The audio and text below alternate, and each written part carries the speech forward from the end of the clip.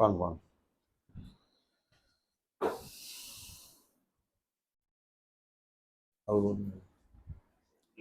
சரி.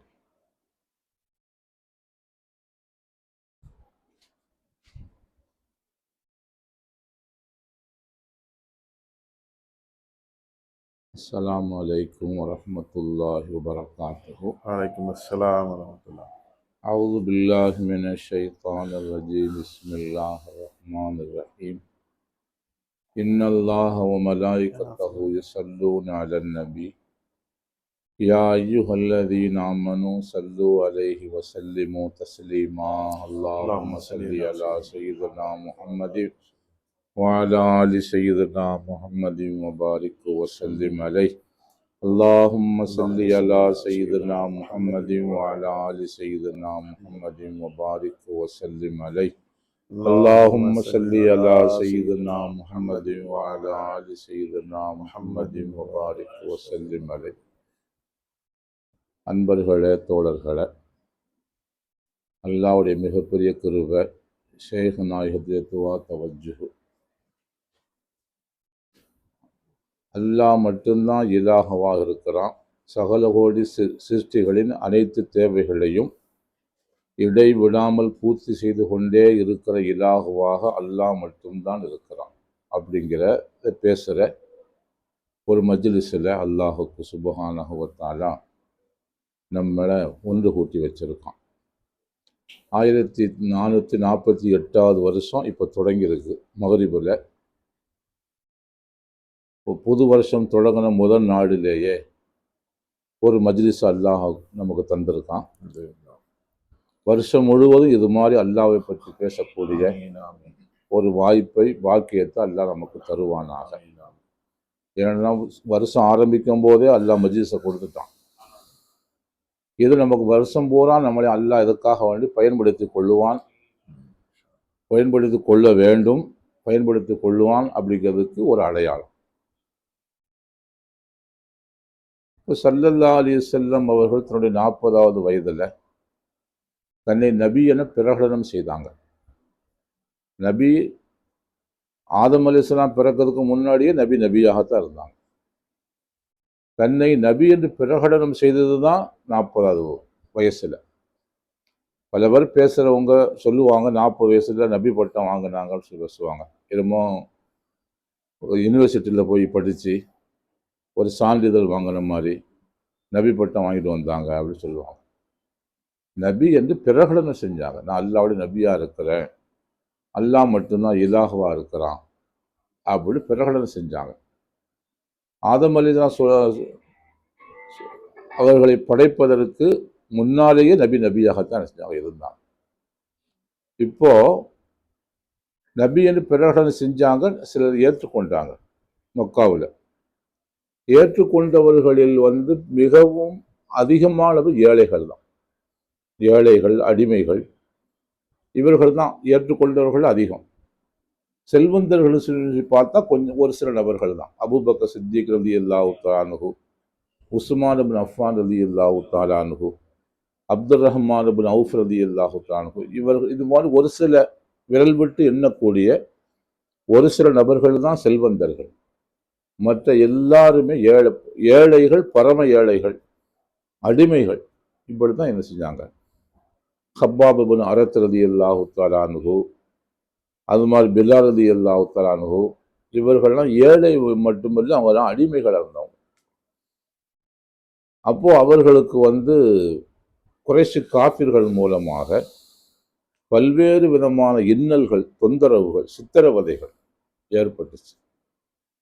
அப்போ அல்லாஹுக்கு சுப்ஹானஹு வ தஆலா ஒரு கட்டத்துக்கு பின்னால, ஒரு 13 ஆண்டுகளுக்கு பின்னால என்ன, அவங்களுடைய மதீனாவுக்கு போங்க என்று அல்லாஹ் உத்தரவு கொடுத்து, இப்போ ஸல்லல்லாஹு அலைஹி வஸல்லம் அவர்கள் தன்னுடைய சஹாபா பெருமக்களை அனுப்பி வச்சாங்க.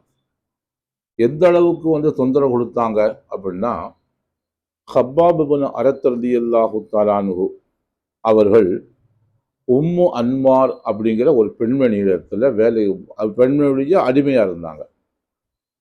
அந்த பொம்பளை கொல்லம்பற்ற வச்சிருந்தான். கொல்லம்பற்ற வாள் செய்கிறது, ஈட்டி செய்கிறது, அருவா செய்கிறது, அந்த கொல்லம் பற்ற வச்சுருந்தான். அதில் நெருப்பை என்ன செய்வாங்க, நல்லா கங்குகளை வச்சு அதில் இரும்பை பழுக்க வச்சு அதைத்தான் என்ன செய்வாங்க, ஆயுதங்களை செய்வாங்க. அதனால் இவங்க அங்கே வேலையை பார்க்குற ஹப்பாபு பின் அரத் ரலியல்லாஹு தஆலா அன்ஹு ஸல்லல்லாஹு அலைஹி வஸல்லம் அவர்களை ஏற்றுக்கொண்டாங்க, ஈமான் கொண்டாங்க என்ற செய்தி வந்த உடனேயே அதை விடும்படி நம்ம அந்த பொம்பளை வற்புறுத்தணும். இவங்க விட முடியாது அப்படின்னு சொல்லிட்டாங்க. பல சித்திரவதைகளை செய்தான். அதில் ஒன்று என்ன அப்படின்னா, உமர் இப்னு கத்தாப் ஏன்னு சொன்ன, ஏன் அல்லாஹ் ஹிஜ்ரத் செய்ய சொன்னான் அப்படிங்கிற ஒரு ஒருத்த விழான ஒரு சபப் வேணும் இல்லையா? அதில் பல இதுகளில் ஒன்று, உமர் இப்னு கத்தாப் ரலியல்லாஹு தஆலா அன்ஹு அமீருல் மூமினா இருக்கிற காலத்தில் அவங்கள பார்க்கறதுக்கு ஹப்பாப் பின் அரத் ரலியல்லாஹு மதீனாவில் வந்தாங்க. மதீனாவில் இருக்கிறாங்க, மேலே வந்தாங்க.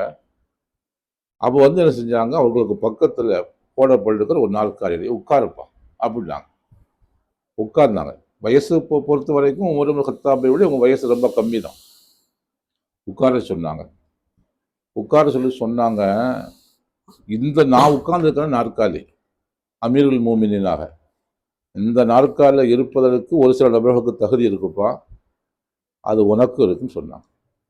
ஏன்னா அந்த அளவுக்கு இஸ்லாத்தின் ஆரம்ப காலத்தில் வந்து ரொம்ப அர்ப்பணிப்பு செஞ்சவங்க. அப்போ கேட்டாங்க, நீ உம்மு அன்மார்கிட்ட வந்து அடிமையா இருந்திய, ரொம்ப சித்திரவதை செஞ்சாங்களே, உன்னை அதிகப்படியாக சித்திரவதை என்ன அப்படின்னு சொல்லி கேட்டாங்க. அப்போ ஹப்பாப் பின் அரத் ரலியல்லாஹு தஆலா அன்ஹு அவர்கள் சட்டையில பின்புறத்தை தூக்கி முதுவை காட்டினாங்க. முதுவை காட்டினா குழி குழியா இருந்துச்சு, பள்ளம் பள்ளமா இருந்துச்சு. அந்த குஷ்டரோகம் வந்தவனுக்கு வெள்ளை வெள்ளையா இருக்கும்ல, அது மாதிரி பூரா இருந்துச்சு. என்னன்னு கேட்டாங்க. அப்போ எங்களுடைய எஜமானி அந்த பொம்பளை உம்மு அன்மாருங்கிறவ கொல்லம் பற்ற வச்சுருந்தான், அதில் நான் வேலை செஞ்சேன். இஸ்லாத்தை விட சொன்னான், நான் விட மாட்டேன்னு சொன்னேன். அதனால் அவள் என்ன செஞ்சால், நெருப்பு கங்குகள் இருக்கு இல்லையா, அதை எல்லாம் அள்ளி பாய் மாதிரி பரத்தி வச்சிருவான். பரத்தி வச்சு என்னை அதில் மல்லாக்க படுக்க வச்சிருவான். அவளுடைய தம் அண்ணன் ஒருத்தன் நான் அசையாமல் இருக்கிறதுக்காண்டி நெஞ்சில் ஏறி நின்றுக்குவான். என்னுடைய முதுகுல உள்ள அந்த சதை பற்றுகளை அந்த இதை என்ன செய்யும், அந்த நெருப்பு கங்குகள் வந்து அப்படி சுட்டு அந்த கொழுப்புலாம் வடிஞ்சு என்ன செய்யும்னு சொன்னால் அந்த நெருப்பு அணைக்கும். இப்படி பல தடவை என்ன செஞ்சுருக்கா. அதனால அந்த உடம்புல முதுகுல சதையே இல்லை, அப்படி குழி குழியாக இருக்கு, சதையெல்லாம் போயிடுச்சு அப்படி சொல்லி ஹப்பாப் பின் அரத் ரலியல்லாஹு சொன்னாங்க. அப்போ இது ஒரு சாம்பிள். இப்போ இது மாதிரி இந்த சஹாபிக்கு நடந்தது மாதிரி மற்ற சஹாபிகளுக்கும் இது மாதிரி பல வகையில் சித்திரவதைகள் நடந்துச்சு. இது 13 வருஷமாக நடந்துச்சு. அப்போ அல்லாஹ் ஒரு கட்டத்துக்கு பின்னால் செஞ்சால் நீங்கள் ஹிஜ்ரத் செஞ்சு போங்க அப்படின்னு அல்லாஹ் சொன்னாங்க. ஹிஜ்ரத்துக்கான காரணங்கள்ல இது ஒன்று முக்கியமான இது மாதிரி இதுவும் ஒரு காரணம். இது மாதிரி நிறைய காரணங்கள் இருக்கு. பொதுவாக வந்து ஒரு ஆபத்து வருது, தலைவர் இருக்கிறாரு, தொண்டர்கள் இருக்காங்க, ஒரு ஆபத்து வருதுன்னு வச்சுங்களேன், தலைவர் தப்பிச்சிருவார், தொண்டர்லாம் மாட்டிக்கிறோம். இதுதான் உலக இயல்பு. ஆனால் ஹிஜ்ரத் செய்ய சொல்லி அல்லாஹ் அனுமதி கொடுத்த உடனேயே ஸல்லல்லாஹு அலைஹி வஸல்லம் நான் போகிறேன், நீங்கள் இப்போ மாற்றி வாங்கன்னு சொல்லலை. முதல்ல சஹாபிகள் அனுப்பி வச்சுட்டாங்க, நீங்கள் முதல்ல எல்லாம் போங்கப்பா அப்படி எல்லாரும் என்ன செஞ்சாங்க, அனுப்பி வச்சுட்டு ஒரு சில நபர்கள் வந்து சில சூழ்நிலை காரணமாக போக முடியாமல் இருந்தாங்க, அவர்களை மட்டும் விட்டுட்டு இருந்தாங்க. அதுக்கு பின்னால் ஒரு கட்டத்தில் ஸல்லல்லாஹு அலைஹி வஸல்லம் அவர்களை கொலை செய்வதற்காக வந்து ஊர் பூரா ஒன்று கூடிட்டான். அந்த சமயத்தில் இவங்க அதை என்ன செஞ்சாங்க, புறப்பட்டு போனாங்க.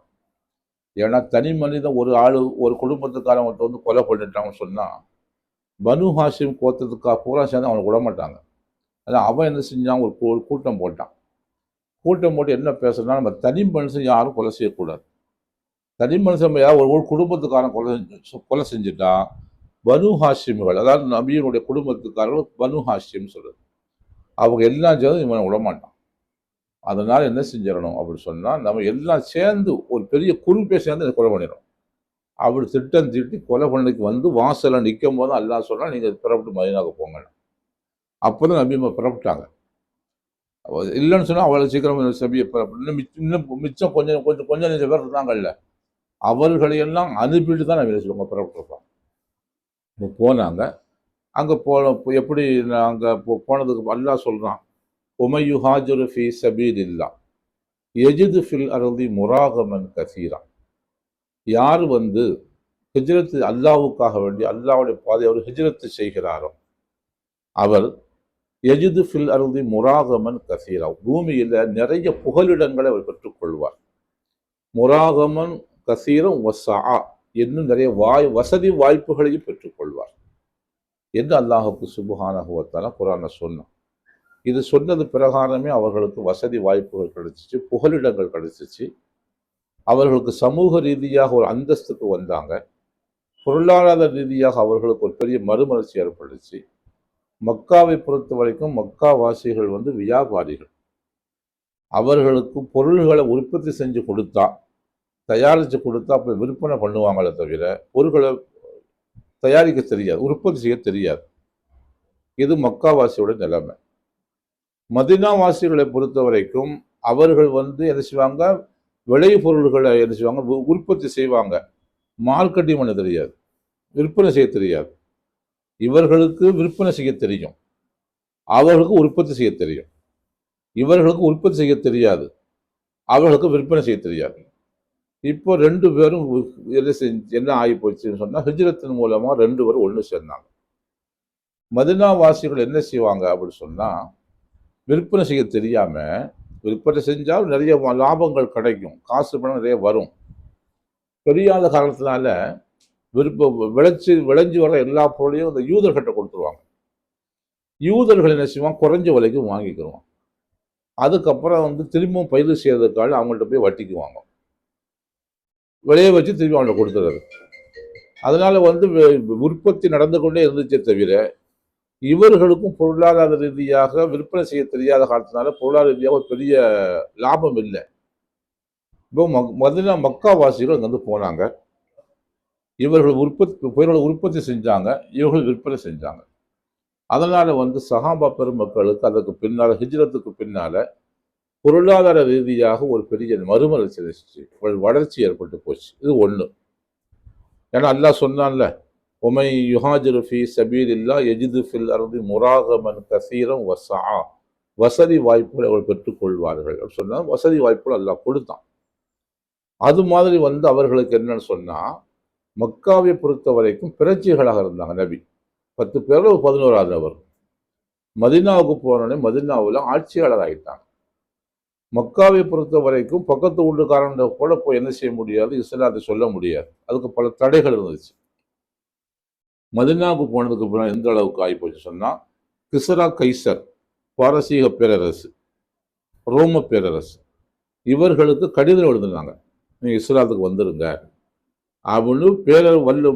அந்த காலத்தில் இருந்த வல்லரசுகளுக்கு கடிதம் எழுதி இஸ்லாத்துக்கு வாங்கன்னு சொல்லி கூப்பிட்டு கடிதம் எழுதுகிற அளவுக்கு அங்கே நிலைமைகள் என்ன செஞ்சு மாறி போச்சு. மக்காவை பொறுத்த வரைக்கும் 13 வருஷத்துல ஒரு 150 பேர் தான் முஸ்லீம் இஸ்லாத்தை ஏற்றுக்கொண்டவங்க. மதினா என்பது 10 வருஷம். 10 வருஷத்துல 1,24,000 பேர் முஸ்லீம் ஆயிட்டாங்க. அப்போ இவ்வளவு பெரிய சமூக ரீதியாக ஒரு மிகப்பெரிய மார்க்க ரீதியாக ஒரு பெரிய மாற்றம் ஏற்பட்டுச்சு. பொருளாதார ரீதியாக பெரிய மாற்றம் ஏற்பட்டுச்சு. அல்லாஹ் இதை சொன்ன மாதிரி, உமையுஹாஜிரு ஃபீ சபீலில்லா யஜிது ஃபில் அர்தி முராகமன் கசீரம் வசா அப்படி அல்லாஹ் சொன்ன மாதிரி, யார் அல்லாஹ்வுடைய பாதையில் ஹிஜ்ரத்து செய்து போகிறார்களோ அவர் பூமியில் நிறைய புகலிடங்களை பெற்றுக்கொள்வார், நிறைய வசதி வாய்ப்புகளை பெற்றுக்கொள்வார்.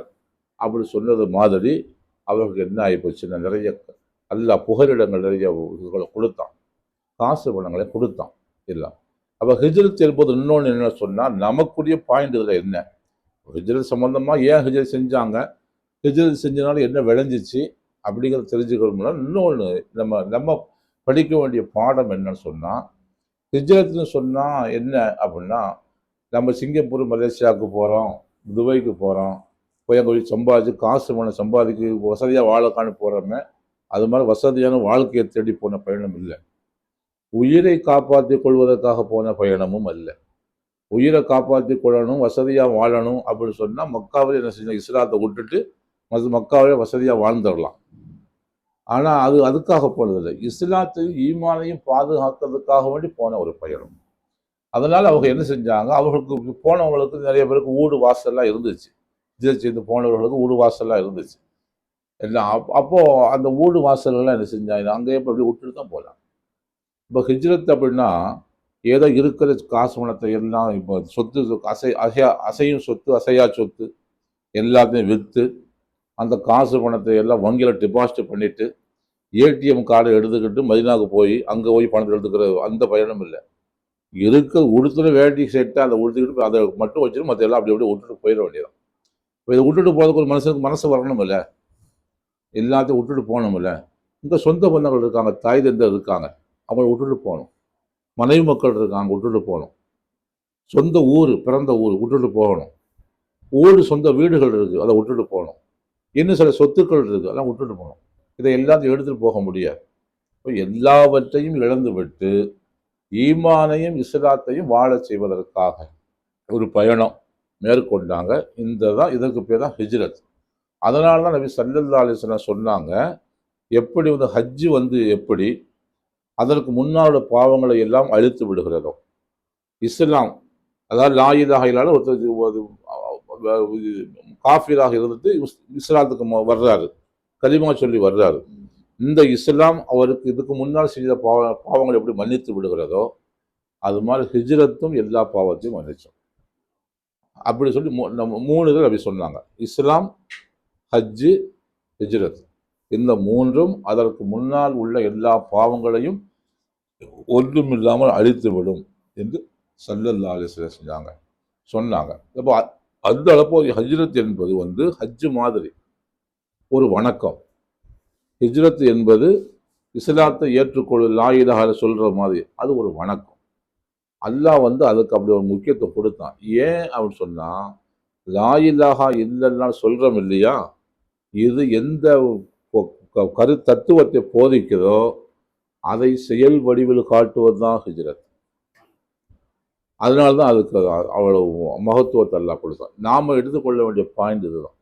ஏன்னா எல்லாத்தையும் விட்டுட்டு போகிறோம், கையில் காசு ஒன்றும் கிடையாது. அப்போ அங்கே போன சாப்பாட்டுக்கு என்ன பண்ணுறது, அங்கே உடுத்துறதுக்கு என்ன பண்ணுறது, அப்போ குடியிருக்கிறதுக்கு வீட்டுக்கு என்ன பண்ணுறது, வெயில் மழையிலேருந்து பாதுகாக்கிறதுக்கு என்ன பண்ணுறது, புது ஊர் இல்லை, அங்கே உள்ள எல்லாமே பெரிய கோடீஸ்வரங்கள்லாம் அவங்களும் இவங்களும் மாதிரி விவசாய நிலங்களில் வேலை பார்க்குறவங்க தான். சிலருக்கு சொந்த நிலம் இருக்கும், சிலருக்கு சொந்த நிலம் இல்லாமல் இன்னொருத்தவங்களுடைய நிலத்தில் வேலை பார்ப்பாங்க. அப்படி உள்ளவர்களும் அங்கே மதினாவாசிகளும். இப்போ இவங்க எப்படி போனாங்க அப்படின்னா, சகல கோடி சிருஷ்டிகளின் அனைத்து தேவைகளையும் பூர்த்தி செய்யக்கூடியவன் அல்லாஹ்வை தவிர வேறு யாரும் இல்லை, லா இலாஹா இல்லல்லாஹ் என்று ஈமான் கொண்டாங்க. அந்த ஈமான் என்ன செஞ்சாங்க, ஹிஜ்ரத்தின் மூலமாக செயல்படுத்தி காட்டினாங்க. மக்காவில் வீடோ வாசலோ சொத்தோ சுகமோ சொந்த பந்தமோ யாரும் தேவையை பூர்த்தி செய்ய மாட்டார்கள். சுயமாக அல்லாஹ் மட்டும்தான் தேவையை பூர்த்தி செய்வான்.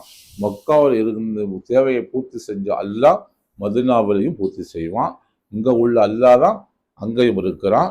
இங்கே இலாகவாக இருந்தவன் அங்கே இலாகவாக இருக்கிறான். அப்படிங்கிறது அந்த விளக்கம் அவங்கள்ட்ட மனசில் உட்கார்ந்துச்சு. அதனால தான் ஹிஜ்ரத் செஞ்சு போங்க அப்படி சொன்ன உடனேயே சரி எல்லாம் சாரியாக கிளம்புனாங்களே தவிர, இல்லைன்னா இப்போ நம்மளை விட்டுங்க இல்லாத விட்டுட்டு அப்படி போப்பான்னு சொல்லி சர்க்கார் சொன்னாங்கன்னு வச்சுங்க, ஒரு பேச்சுக்கு சர்க்கார் சொல்ல மாட்டாங்க. உங்கள் சர்க்கார் சொல்ல மாட்டாங்க, நீங்கள் பயப்பட வேண்டிய அவசியம் இல்லை. சொன்னாங்க ஊடு வாசல்லாம் விட்டுட்டு என்ன செய்யுங்க, நீங்கள் ஒரு ஊரை சொல்லி அந்த ஊருக்கு போயிருங்க அப்படின்னு சொன்னால் போயிடுவோமா? நம்ம ஏற்றிருக்கோம். சகல கோடி சிருஷ்டிகளையும் தேவைகளை பூர்த்தி செய்ய அல்லாத ஏற்றிருக்கோம். ஆனால் சஹாபா பெருமக்கள் ஏற்ற உள்ள அந்த ஈமான் இருக்குல்ல, அந்த அளவுக்கு நம்மள்ட்ட ஈமான் இல்லை. ஆனால் நாம் சொன்ன உடனே யோசனை பண்ணுவோம். ஆனால் சர்க்கார் சொன்ன உடனே என்ன செஞ்சாங்க, சஹாபாக்கள் டக்குனு புறப்பட்டாங்க. என்னன்னா அந்த அளவுக்கு ஈமான் உட்கார்ந்துருச்சு. அதுதான், அதாவது இந்த ஈமான் இருக்கு பார்த்தீங்கன்னா, இது லா இலாஹா இல்லல்லாஹ் முதல்ல சொன்னாங்க. இது பாடம், இது தியரி. ஹிஜ்ரத் செஞ்சாங்களே இது ப்ராக்டிக்கல். அந்த எதை அவர்கள் 13 வருஷமாக சொல்லி கொண்டு இருந்தாங்களோ அதை என்ன செஞ்சாங்க, செயல் வடிவில் என்ன செஞ்சாங்க, நிரூபித்து காட்டினாங்க. எல்லாம் அது மாதிரி என்ன செஞ்சாங்க, அவங்களுக்கு போன இடத்துல எல்லா வகையான உதவிகளையும் அல்லாஹ் செஞ்சான். அது மாதிரி இது வைப்படும். அதனால எந்த அளவுக்குன்னு சொன்னால் ஒரு சஹாபி அவங்களுக்கு வந்து ரொம்ப வயசாகி போச்சு. ஆனால் ஹிஜ்ரத்து செய்தல் மூலமாக இப்படி ஒரு எல்லா பாவத்தையும் எல்லாம் மன்னிச்சிருவான். ஹிஜ்ரத் எல்லா அதுக்கு முன்னாடி எல்லா பாவங்களையும் அழித்து விடும் அப்படின்ற உடனே ஒரு சஹாபி ஜுந்துப் பின் லம்ரா அப்படி ஒரு சஹாபி, ரொம்ப வயசானவங்க. எப்போ என்ன அவர் பிள்ளைங்கள்லாம் இருக்காங்க. அவங்கள என்ன நினைக்கிறாங்க, இவங்களால வந்து பிரயாணம் செய்ய முடியாத அப்படிக்காண்டி இவருக்காக வேண்டி அவங்களும் ஹிஜ்ரத் செய்யாமல் இருக்காங்க. இப்போ இவங்க என்ன பார்த்தாங்க, நான் ஹிஜ்ரத் செய்ய போகிறேன் அப்படின்ட்டாங்க. உங்களால் நடக்க கொள்ள முடியாத எப்படி ஹிஜ்ரத் செய்வீங்க அப்படின்னு. நடந்து போக முடியாது.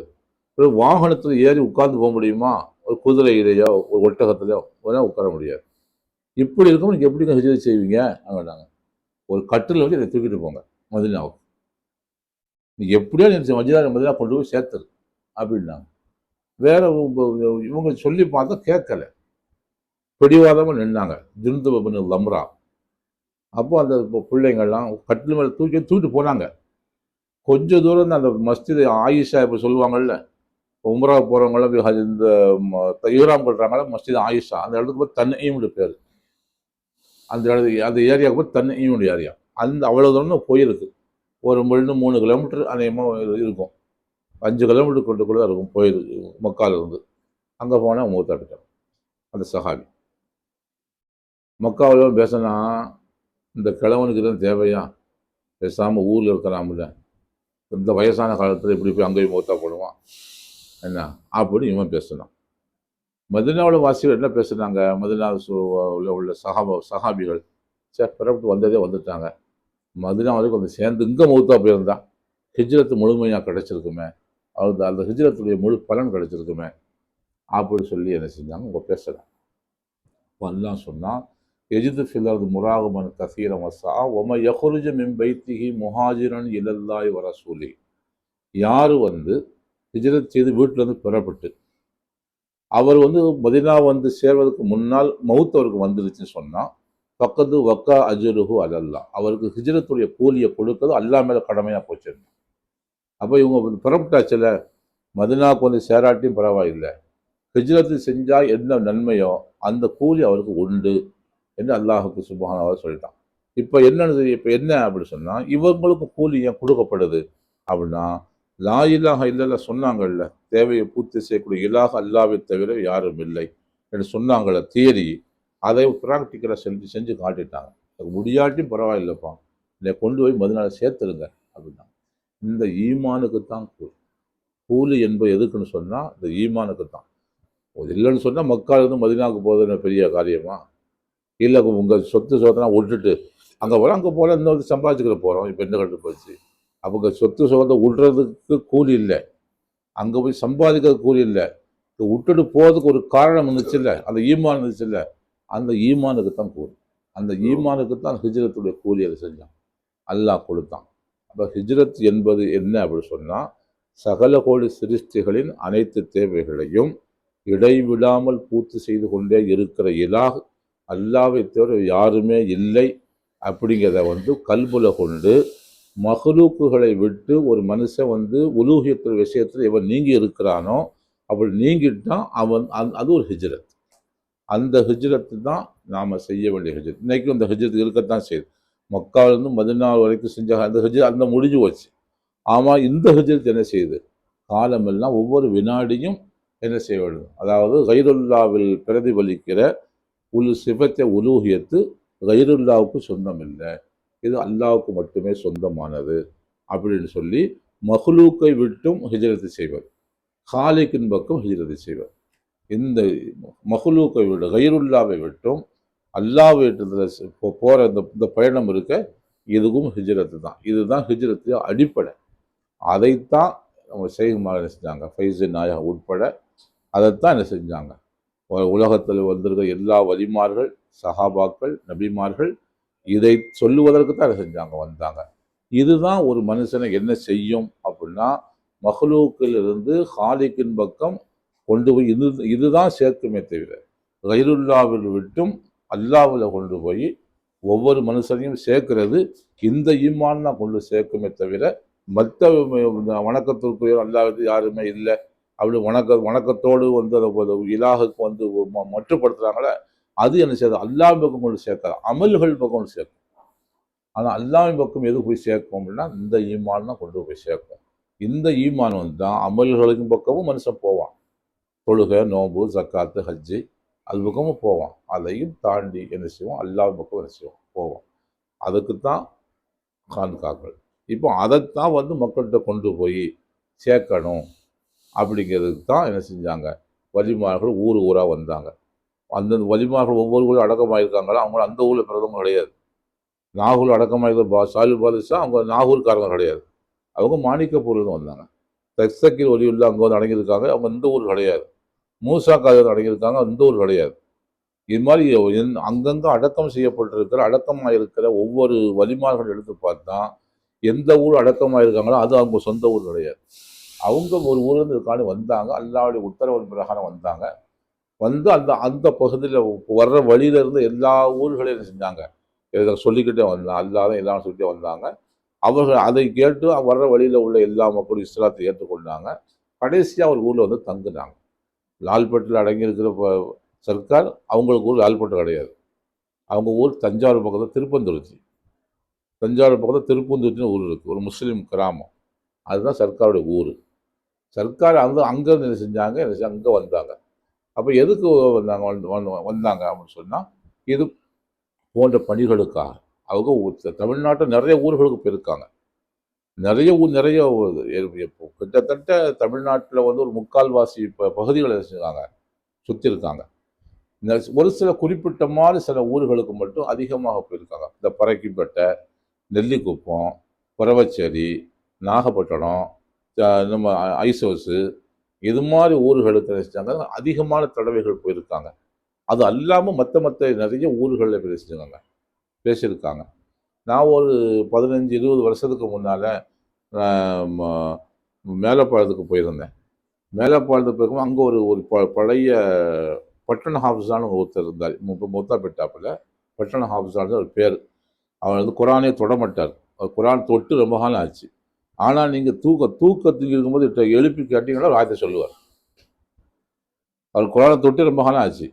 ஆனால் என்ன செய்வார் அப்படின்னா தொழுகை அப்படின்னாலும் அவர் கடவுள் ஓதிக்கிட்டே இருப்பார், எந்த விதமான தடுமாற்றம் வராது. அந்த ஊர் அவர் ரொம்ப அப்போ வயசானவர். அவர் தான் வந்து மேலப்பாளையத்தை விட்டு வெளியூரில் போய் தொழு வச்சு வரான். மதுரையில் எங்கே ஒரு படியாக தொழு வச்சிருக்காரு. அதில் பட்டணத்தில் போய் தொழு வச்சா அவர் பேர் பட்டண ஹாஃபிஸா. அவர் பேர் வந்து ஷாவுல் அமீர். அவர் ஒரு நல்ல திறமையான ஆலிம். அப்புறம் அவர் 15-20 வருஷத்துக்கு முன்னாடி போயிருக்கும்போது அவர் சொன்னார் உங்கள் சர்க்கார் எங்களை நினைப்பா சொல்றார், உங்கள் சர்க்கார் 30 வருஷத்துக்கு முன்னாடி வந்தாங்கன்னு சொல்கிறார். அப்போ அவர் சொல்லும்போது 30 வருஷம் சொல்கிறார். அப்போ இன்னைக்கு கணக்கு பார்த்தா 50 வருஷம் ஆச்சு. 30 வருஷத்துக்கு முன்னாடி வந்து என்ன செஞ்சாங்க, பேசுனாங்க, முஆமலாத்தை பேசுனாங்க. முஆமலாத்தை அதுக்கு முன்னாடி நிறைய பேர் பேசியிருக்காங்க, அதுக்கு பின்னாடி நிறைய பேர் முஆமலாத்தை பேசியிருக்காங்க. ஆனால் ஒவ்வொரு முஆமலாத்துலையும் அவங்க தஸவ்வுஃப் ஜாயிண்ட் பண்ணி பேசுனாங்க, சம்மந்தப்படுத்தி பேசுனாங்க. அதுக்கு முன்னாடி நான் அப்படி வந்து முஆமலாத்தை தஸவ்வுஃபோட சம்மந்தப்படுத்தி பேசி முன்னாடி யாரும் பேசி கேட்டதும் இல்லை, அதுக்கு பின்னாடி யாரும் கேட்டதும் இல்லை. ஆனால் 30 வருஷத்துக்கு முன்னாடி அவங்க பேசுனது என்னென்ன பேசுனாங்கன்னு எனக்கு இன்னைக்கு ஞாபகம் இருக்குது அப்படின்னு அவர் சொன்னார். நான் அவர்கிட்ட கேட்டு 20 வருஷம் ஆச்சு. அப்போ சர்க்கார் பேசி வந்து 50 வருஷம் ஆச்சு, இன்னைக்கு கணக்கு பிரகாரம் 50 வருஷம் ஆச்சு. அப்போ என்ன செஞ்சுருக்காங்க அப்படின்னு சொன்னால் எல்லா ஊருக்கும் பெரும்பாலான ஊர்களுக்கு எல்லா பகுதியும் என்ன செஞ்சாங்க, போயிருந்தாங்க, பேசியிருக்காங்க. இப்போ வலிமார்கள் போய் பேசுறது என்ன அப்படின்னா அல்லாஹ் மட்டும்தான் எல்லாகமாக இருக்கிறான், சகல ஒரு சிருஷ்டிகள் இருந்தும் தேவைகள் அவன் தான் பூர்த்தி செய்கிறான். கைருல்லாவில் வந்து வெளியாகிற சிஃபத்தை உலூகியத்து கைருல்லாவுக்கு சொந்தம் இல்லை, அந்த கைருல்லாவோடு இருக்கிற அல்லாவுக்கு சொந்தம். அதனால் சகலோட சிருஷ்டிகளையும் அவன் தான் என்ன செய்ய இயக்கிக்கிட்டு இருக்கான், அவன் தான் நம்மளுடைய தேவையை பூர்த்தி செஞ்சுக்கிட்டு இருக்கான் அப்படிங்கிறத நினைச்சாங்க, சொன்னாங்க. அதுதான் நாம் விளங்க வேண்டிய பாடமும் அதுதான், பிற நபர்களுக்கு நாம் விளக்க வேண்டிய பாடமும் என்ன செய்யும் அதுதான். அதனால் அவனை யார் இலாகுனதை காட்டினாங்களோ அவர்களை அல்லாஹ் காலமெல்லாம் காட்டிக்கிட்டே இருக்கும். அல்லாஹ் மாபூது அப்படி சொன்னவர்களுக்கு கூலி உண்டு, ஆனால் அவர்களை அல்லாஹ் என்ன செய்யல, காலமெல்லாம் வெளியே காட்டுறதில்லை. ஆனால் இலாகுன்னு சொல்லி காட்டினாங்கல்ல, வலிமார்கள் அவர்கள் அல்லாஹ் காரணமெல்லாம் காட்டிகிட்டே இருக்கான். அதனால உருசு நடந்துக்கிட்டு வலிமார்களுக்கு அப்படியா உருசு வச்சுக்கிட்டு இருக்குன்னு சொன்னால் அதுக்கு தான் காரணம். அதனால் அல்லாஹுக்கு சுப்ஹானஹு வ தஆலா அது மாதிரி ஒரு சில்சிலாவில் அல்லாஹ் மட்டும்தான் இலாஹவா இருக்கிறான், தேவைகளை பூர்த்தி செய்யக்கூடியவனாக இருக்கிறான், உலூஹியத் அவனுக்கு மட்டும்தான் சொந்தமானது அப்படிங்கிற ஞானங்களை கொண்டிருக்கிற ஒரு சில்சிலாவில் அல்லாஹ் நமக்கு சேர்றதுக்கு வாய்ப்பு கொடுத்தான். அந்த ஞானங்களை பேசுவதற்கும் கேட்பதற்கும் அல்லாஹ் வாய்ப்புகளை கொடுத்தான். 1448 ஹிஜ்ரி ஆண்டு மகரிபிலிருந்து பிறந்திருக்கு. மகரிபிலிருந்து பிறந்த முதல் நிகழ்ச்சியாக அல்லாஹ் தான் இலாஹவா இருக்கிறான் அப்படிங்கிறத பேசுவதற்கான ஒரு மஜ்லிஸ் அல்லாஹ் ஒரு வாய்ப்பை நமக்கு அல்லாஹ் ஏற்படுத்தி தந்தான். இது மாதிரி காலமெல்லாம் வருஷம் பூரா வாழுகிற நீண்ட நெடிய காலம் வாழணும், வாழுகிற காலம் முழுவதும் அல்லாஹ் மட்டும்தான் இலாஹவா இருக்கிறான் அப்படிங்கிற சொல்லுகிற பாக்கியத்தை அல்லாஹ் நமக்கு தரணும். வாஹிரு தாவானா அல்ஹம்துலில்லாஹி ரப்பில் ஆலமீன். அஸ்ஸலாமு அலைக்கும் வரஹ்மத்துல்லாஹி வபரகாத்துஹு.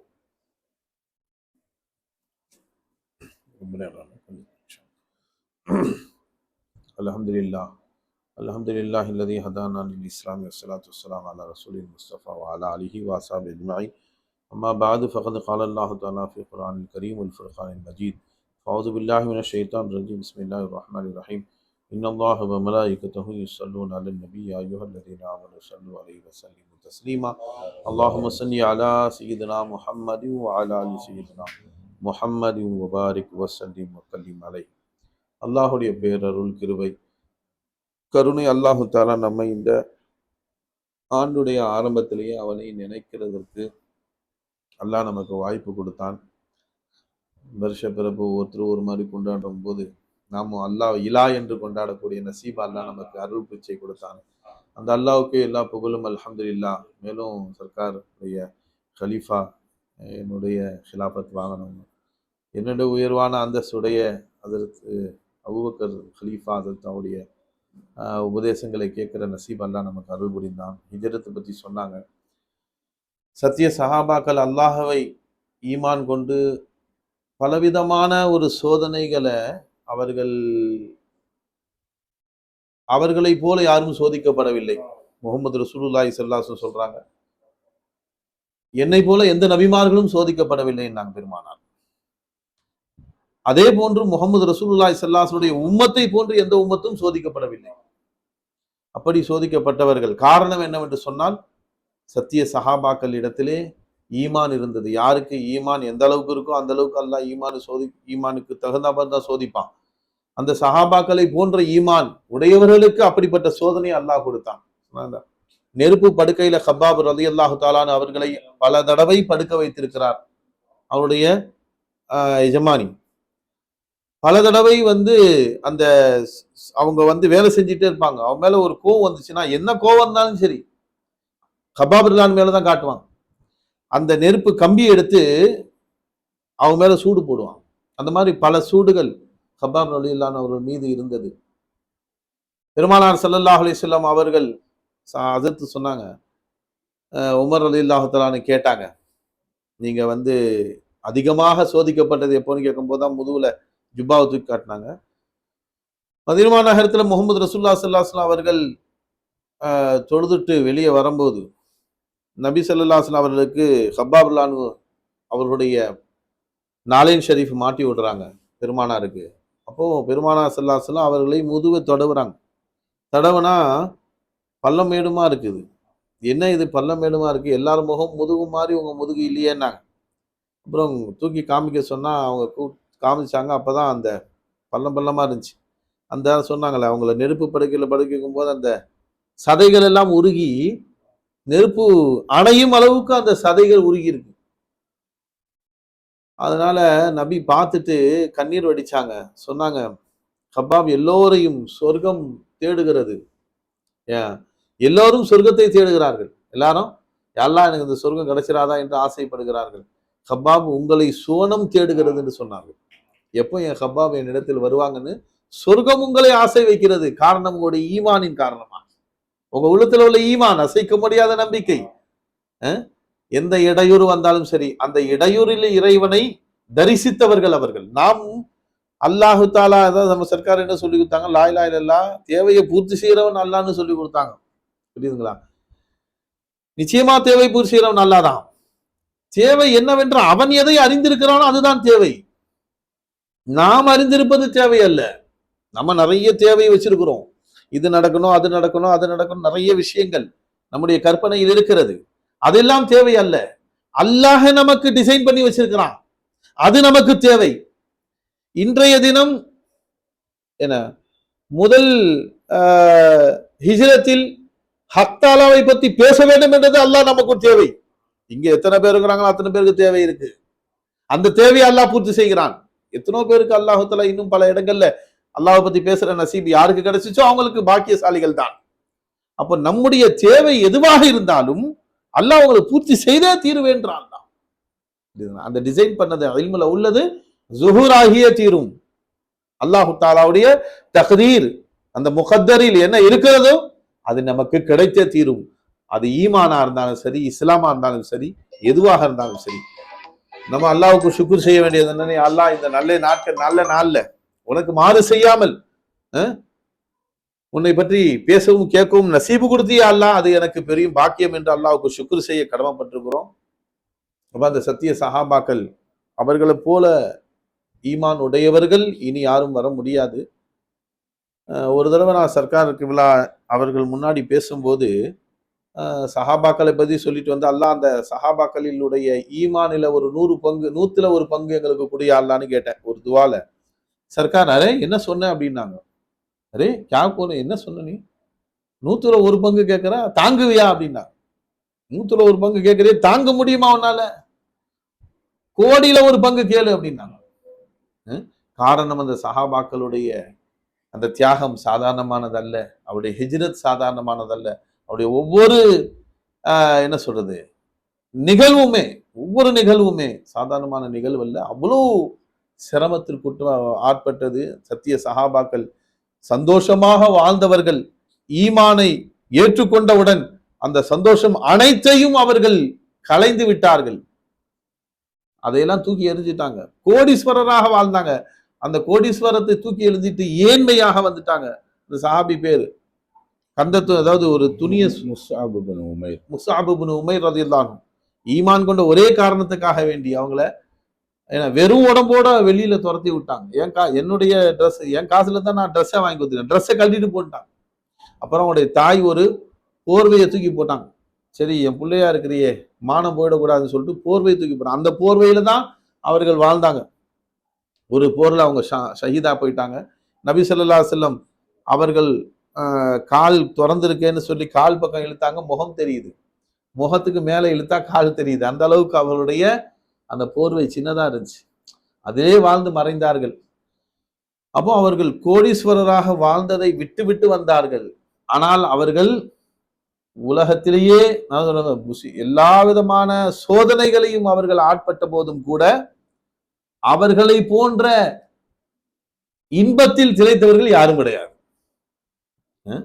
சத்திய சஹாபா. அதனாலதான் பத்ரு போர்ல ஷஹீதா போன 13 சஹாபாக்களை கூப்பிட்டு அல்லாஹு தாலா உங்களுக்கு என்ன வேணும்னு கேட்கறான். என்ன வேணாலும் கேளுங்க நான் கொடுக்குறேன்றான். அவங்க திரும்ப கேட்டது என்ன தெரியுங்களா? திரும்ப அல்லாஹ் எங்களுக்கு உயிர் கொடுத்து உலகத்துக்கு அனுப்பு, முஹம்மது ரசூலுல்லாஹி ஸல்லல்லாஹு அலைஹி வஸல்லம் அவர்களோடு நின்று நாங்கள் போரிட்டு திரும்ப 2வது உயிர் போயிருந்து. இதை மாதிரி எத்தனை அம்பு குத்துச்சோ, எத்தனை ஈட்டி எங்கள் மீது பாய்ந்ததோ அதெல்லாம் பாய்ந்து ரத்தம் பீறி நாங்கள் திரும்ப 2வது உங்ககிட்ட வரணும்ன்றாங்க. இதுல உள்ள இன்பத்தை போன்று வேறு எதிலுமே இன்பம் இல்லை என்று சொன்னார்கள் அந்த சஹாபாக்கள். முஹம்மது ரசூலுல்லாஹ் அல்லாஹ் ரசூலுக்காக வேண்டி உயிரை விடுவதிலே, ரத்தம் சிந்துவதிலே உள்ள இன்பம் இருக்கிறது, அந்த இன்பத்தை போன்று வேறு எதிலுமே இன்பம் இல்லை என்று சொன்னார்கள். மனைவியோடு சேரும்போது கூடும்போது ஒரு ஆணுக்கு 40 சொட்டு ரத்தம் என நீர்த்துளியாக விந்து துளியாக மாறி வெளியேறும் போது ஒரு இன்பம் இருக்கிறது. அது எல்லாரும் அறிவான். எல்லாமே அந்த இன்பத்தை தெரியுதான் செய்யும். சத்திய சஹாபாக்களுடைய உடலில் இருந்து அல்லாஹ் ரசூலுக்காக சிந்திய அந்த இன்பம் இருக்கு பாத்தீங்களா? சத்திய சஹாபாக்கள் அல்லாஹ் ரசூலுக்காக வேண்டி அவர்கள் உயிரை விடும் போது சிந்திய ரத்தத்துடைய இன்பம் இருக்கு பாத்தீங்களா? அது அந்த சஹாபாக்களிடம் கேட்டால்தான் தெரியும். அப்படிப்பட்ட இன்பத்தை சுகித்தவர்கள் சஹாபாக்கள். அதனால நாமும் நன்மையான விஷயங்களையே எதிர்பார்த்து கொண்டு இருக்கணும். எனக்கு நல்லதே நடக்க வேண்டும் என்று. அப்பதான் அல்லாஹ் தாலா இலான்னு நாம சொல்றோம். அன்பர்களே, சத்திய சஹாபாக்கள் லா இலாஹ இல்லல்லாஹ் என்று சொன்னார்கள். என் தேவையை பூர்த்தி செய்யக்கூடியவன் அல்லாஹ் என்று சொன்னார்கள். ஹக்கத்தாலா என்னவெல்லாம் அவனுடைய இல்முல இருந்துச்சோ நெருப்பில் படுக்க வைப்பதும் என் தேவை என்று நினைத்தார்கள். ஹாஜத்ரவா இல்முல இருக்கிறது ஜுஹூர் ஆகுது. அதிலும் இன்பம் கண்டவர்கள் சத்திய சஹாபாக்கள். நாம் இன்பமான விஷயத்தில் இன்பம் காண நாம் நினைக்கின்றோம். சத்திய சஹாபாக்கள் அல்லாஹ்வை கூட வைத்துக் கொண்டு எதையெல்லாம் நாம் துன்பம் என்று சொல்கிறோமோ அந்த துன்பத்தில் இன்பம் கண்டவர்கள் சஹாபாக்கள். அதனால்தான் அந்த சஹாபாக்களுடைய அந்தஸ்து போர் யாரும் வர முடியாது. ஹைர் அல்லாஹு தஆலா அந்த சத்திய சஹாபாக்களை பற்றி இந்த ஹிஜ்ரத்துடைய தினத்துல அவர்களை பற்றி பேசுறது நம்ம பெரும் பாக்கியம். அந்த ஈமானுடைய உரைகளை பற்றி பேசுவதை கொண்டு நம்முடைய ஈமான் அல்லாஹு தஆலா அதிகரிக்க செய்வானாக. அல்லாஹ் தௌஃபீக் செய்யணும். அப்ப அந்த ஹிஜ்ரத்துடைய உமர் ரலியல்லாஹு தஆலா அவர்கள் ஹிஜ்ரத்தை கொண்டு வந்தவர்கள். உமர் ரலியல்லாஹு அவர்கள் தான் ஹிஜ்ரத்தை அவங்களுடைய காலத்தில் நிர்ணயிக்கப்பட்டது ஹிஜ்ரத் என்பது. ஆஷுராவுடைய தினம் நோன்பு வருகிறது. அந்த 10ஆம் நாள் நோன்பு சிறப்பான நோன்பு. அதை நோக்க அல்லாஹ் நமக்கு நசீபை கொடுக்கணும். எல்லா நபிமார்களும் நிறைய நபிமார்கள் அந்த ஆஷுராவுடைய தினத்திலே வெற்றி கண்டார்கள். மூசா இஸ்லாமுடைய அந்த பனி இஸ்ரவேலர்கள் நோன்பு வைத்தாங்க. அதை பெருமானாட்ட சொல்லும் போது நபி ஸல்லல்லாஹு அலைஹி வஸல்லம் சொன்னாங்க, நாம் தான் அஹக்கானவர்கள், நாம் தான் தகுதியானவர்கள், மூசா அலைஹிஸ் ஸலாமுக்கு நெருக்கமானவர்கள். அதனால நாம தான் நோன்பு வைக்கணும்னு அந்த வருஷம் நோன்பு வச்சாங்க பெருமானார் 10ஆம் நாள்.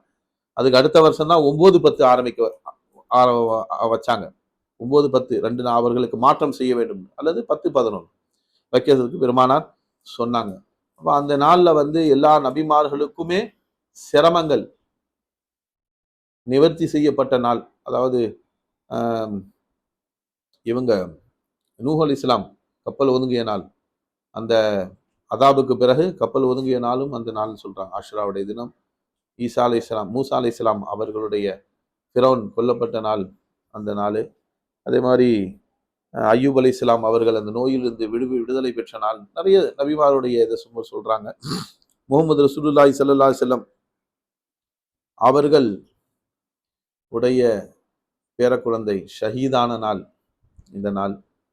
எல்லா நபிமார்களுக்கும் ஒரு நன்மை ஏற்பட்டது. முஹம்மது ரசூலுல்லாஹி ஸல்லல்லாஹு அலைஹி வஸல்லம் அவர்களுடைய பேரக்குழந்தை இந்த நாளில் தீனுக்காக வேண்டி அர்ப்பணமான நாள். ஹசன் ஹுசைன் ரலியல்லாஹு தஆலா அன்ஹு நஞ்சூட்டப்பட்டு அவர்கள் ஷஹீதா போனாங்க. ஹசன் ரலியல்லாஹு அன்ஹு, ஹுசைன் ரலியல்லாஹு தஆலா அன்ஹு அவர்கள் கழுத்து வெட்டப்பட்டு ஷஹீதானாங்க. நபி ஸல்லல்லாஹு அலைஹி வஸல்லமுக்கு முன்னாடியே நபி ஸல்லல்லாஹு அலைஹி வஸல்லம் அவர்கள் தொழுது கொண்டு இருக்கும் போது குழந்தைகள் மேலே ஏறி விளையாடிக்கிட்டு இருக்கிறாங்க. ஃபாத்திமா ரலியல்லாஹு தஆலா அன்ஹா வீட்டில் அவங்க பார்த்துட்டு இருக்காங்க. ஃபாத்திமா வீட்டில் விளையாடிக்கிட்டு இருந்தாங்க. அப்போ ஹசன் ஹுசைன் இருவரையும் தூக்கி நபி அவர்கள் முத்தமிட்டார்கள். ஒருவரை கழுத்திலே முத்தமிட்டார்கள், இன்னொருவரை உதட்டிலே முத்தமிட்டார்கள். அப்போ ஆயிஷா அல்லாஹ் கேட்குறாங்க, ஃபாத்திமா அல்லாஹ் கேட்டாங்க, யார ரசூலல்லாஹ் எப்போவுமே இப்போ இந்த மாதிரி முத்தமிட மாட்டீங்க, 2 பேருமே கன்னத்துல முத்தமிடுவீங்க, நெத்தியில முத்தமிடுவீங்க, இப்போ வித்தியாசமா ஒருத்தருக்கு நெத்தியில கழுத்துல முத்தமிடுறீங்க, இன்னொருத்தர் உதட்டில முத்தமிடுறீங்க கேட்கும்போது தான் சொன்னாங்க, இப்போதான் ஜிப்ரைல் சொன்னாங்க அலைஹி ஸலாத்து வஸ்ஸலாம், இவர் நஞ்சூட்டப்பட்டு ஏன்னா ஹசன் ரலியல்லாஹு அன்ஹு நஞ்சு கொடுக்கப்பட்டு அவர் ஷஹீதாவார்கள், இவர்கள் கழுத்து வெட்டப்பட்டு ஷஹீதாவார்கள் சொன்ன உடனே ஃபாத்திமா ரலியல்லாஹு தஆலா அன்ஹா தேம்பி அழுகுறாங்க. அதற்காக வேண்டிய நான் வளர்க்கிறேன் என் பிள்ளைகளை, அதை மாற்ற சொல்லுங்க யார சொல்லலாம், நீங்க கை தூக்குனா அல்லாஹ் கேட்பான். இப்போ பெருமானார் ஸல்லல்லாஹு அலைஹி வஸல்லம் சொன்னாங்க, என் உம்மத்துக்காக வைத்திருக்கிறேன் அந்த துவாவை, நான் என் பேர பிள்ளைகளுக்காக கேட்க மாட்டேன்ட்டாங்க. ஹைர், அல்லாஹ் ஃபதில் செய்யணும். அப்படி தன்னுடைய உம்மத்துக்காக வேண்டிய அனைத்தையும் தியாகம் செய்தவர்கள் நபி ஸல்லல்லாஹு அலைஹி வஸல்லம் குடும்பத்தார்கள். அதனால் அன்பர்களே, அல்லாஹு தஆலா அந்த தியாகத்தை நாம் நினைக்க வேண்டும். அவர்களுடைய ரத்தம் சிந்தி வளர்த்த நந்தவனம் சத்திய சஹாபாக்களும் பெருமானாருடைய குடும்பத்தாரும் ரத்தம் சிந்தி வளர்த்த நந்தவனம் இந்த இஸ்லாம். அந்த இஸ்லாத்தை இன்னும் நாம் வளர்க்கிறோமோ இல்லையோ அதை அழித்து விடாமல் இருக்க வேண்டும். அதுதான் ரொம்ப முக்கியம். அதுல முக்கியமான முஹம்மது ரசூலுல்லாஹி ஸல்லல்லாஹு அலைஹி வஸல்லம் சொன்னாங்க, அத்தீன் தீனன புனியல் இஸ்லாமா அல ஹம்சின். நாங்கள் நபி ஸல்லல்லாஹு அலைஹி வஸல்லம் புனியல் இஸ்லாம் அல ஹம்சின், இந்த தீன் இருக்க இஸ்லாம் 5 தூண்கின் மீது அமைக்கப்பட்டது. கலிமா, தொழுகை, நோன்பு, ஜக்காத், ஹஜ்ஜு. ஏன்னா அதனால இதை நாம் பேணி பாதுகாக்க வேண்டும். தொழுகை ரொம்ப முக்கியமானது. தொழுகை நபி ஸல்லல்லாஹு அலைஹி சொன்னாங்க, இமாதுத்தீன் தான், ஸலாத்து இமாதுத்தீன். தொழுகை என்பது தீனுடைய தூண் என்று சொன்னார்கள். ஃபக்கது அகாமஹா ஃபக்கது அகாம வமன் அகாமஹா ஃபக்கது அகாமத்தீன் வமன் ஹதமஹா ஃபக்கது ஹதமத்தீன். யார் அந்த தொழுகை விட்டானோ அவன் தீனை இடித்து விட்டான். யார் அந்த தொழுகையை நிலைநாட்டினானோ, 5 வேளை தொழுகையை நிலைநாட்டியவர் தீனை நிலைநாட்டினார்னு சொன்னாங்க முகமது ரசூலுல்லாஹி ஸல்லல்லாஹு அலைஹி வஸல்லம். அந்த அடிப்படையில் நாம எங்க இருந்தாலும் தொழணும். நாம இந்த தீனுக்கு ஏதாவது செய்யணும்னு நினைச்சா நாம செய்ய வேண்டியது என்ன? 5 வேளை நியமமாக தொழுகணும். 5 வக்து கரெக்டா அந்த வக்துல தொழுகணும். அதனால அல்லாஹு தாலா இந்த நாளையில வருஷம் பிறந்த முதல் நாளில நாம தீனை நிலைநாட்டக்கூடிய நன்மக்கள் அல்லாஹ் ஆக்கி அருள் புரிய வேண்டும். அதற்காக நாம் சபதம் எடுக்க வேண்டும். இந்த நாளில் நான் 5 வேளை தொழுகை எப்பவும் ஓட மாட்டேன், எந்த வக்திலையும் ஓட. முகமது ரசூலுல்லாஹி ஸல்லல்லாஹு அலைஹி சொல்றாங்க, ஃபஜ்ர் தொழுவு போறார்ல, ஃபஜ்ர் தொழுவு போறாரு, அவர் எப்படிப்பட்டவர் என்று சொன்னால், இஸ்லாத்துக்காக வேண்டி போராடும் போது, இஸ்லாத்துக்காண்டி போர் செய்கிறாங்க, அப்போ எல்லாரும் புறமுதுகு காட்டி ஓடுறாங்க. அவர் காஃபிருடைய எதிர்ப்பை சமாளிக்க முடியாமல் எல்லாம் புறமுதுகு காட்டி போடும்போது ஒருவர் மட்டும் ஜிஹாது செஞ்சா அவர் எவ்வளோ பெரிய நன்மை. ஷஹீதானாலும் பரவாயில்லண்ணா, அல்லாவுக்காக நான் ஷஹீதாவர்னு சொல்லிட்டு அவர் போய் ஜிஹாது செய்கிறாருன்னா அவர் எவ்வளவு உயர்வான அந்தஸ்துடையவர். அந்த அந்தஸ்துடையவர் எல்லோரும் தூங்கும் போது நீங்க போய் தொழுதீங்கன்னான்றாங்க முகமது ரசூலுல்லாஹ். அதனால அல்லாஹு தாலா இவ்வேளை தொழக்கூடிய நன்மக்களாக நம்ம ஆக்கி அருள் புரிவானாக. அல்லாஹ்வை கூட வச்சு வாழக்கூடிய நசீப் அல்லாஹ் நமக்கு அருள் புரிவானாக. வாஹிர் தானா. அஸ்ஸலாமு அலைக்கும் வரஹ்மத்துல்லாஹி வபரகாத்துஹு.